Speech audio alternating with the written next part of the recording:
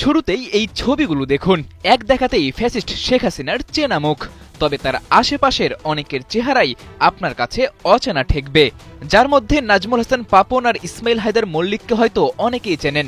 ৫ আগস্টের আগে তারাই তো ছিল দেশের ক্রিকেটের হর্তাকর্তা বিধাতা, কিন্তু যাকে চেনেন না তিনি হলো এই কাউসার সজীব। পাপন মল্লিকের এজেন্ট হয়ে বাগিয়েছিলেন বিসিবির লোভনীয় চাকরি, পদ পেয়েছেন লজিস্টিক ম্যানেজারের, কিন্তু তার বিচরণ সবখানে।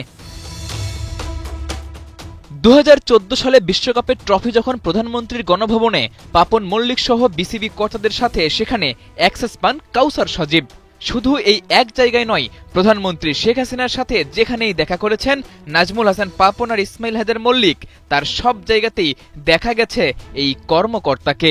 এমনকি মাঝে মধ্যে তো পাপন মল্লিক ছাড়াই দেখা করেছেন ফ্যাসিস্ট হাসিনার সঙ্গে, দিয়েছেন উপহার।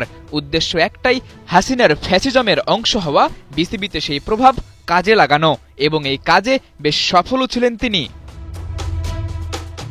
পাপন মল্লিকের নিয়োগ পাওয়া এই লজিস্টিক ম্যানেজারের নামে বিসিবিতে অভিযোগের পাল্লা বেশ ভারী। ৫ আগস্টের পর পাপন কিংবা মল্লিক কাউকে আর বিসিবিতে দেখা না গেলেও এখনও কাউসার সজীবকে দেখা যায় স্টেডিয়াম প্রাঙ্গণে। একটা সময় যে সজীব তার অধীনস্থদের সাথে রীতিমতো অমানসিক আচরণ করতেন, সেই সজীব আজ বিসিবিতে আসলেও করেন না কোনো কাজ, তবে মাস শেষে বেতনটা ঠিকই তোলেন। প্রশ্ন তো থেকেই যায়, স্বৈরাচারের পতনের পর কার ছত্রছায়ায় হাসিনা পাপনদের দোসররা বিসিবিতে আছেন বহাল তবিয়তে? অভিযোগ আছে নাজমুল হাসান পাপনের ছত্রছায়ায় ইসমাইল হায়দার মল্লিক যত অপকর্ম বা দুর্নীতি করেছেন তার সবটার সাথে সরাসরি যুক্ত ছিলেন বিসিবির লজিস্টিক বিভাগের ম্যানেজার কাউসার সজীব। সম্প্রতি দুর্নীতির তদন্তে উঠে এসেছে তার বিভাগের একগাদা অনিয়ম। দুদকের তদন্ত শেষে আদৌ দোষী প্রমাণিত হবেন তো স্বৈরাচারের এই দোসর, নাকি এরই মধ্যে ম্যানেজ করে ফেলেছেন নতুন কোনো মহলকে? সাদাতুর রাফি, ৭১।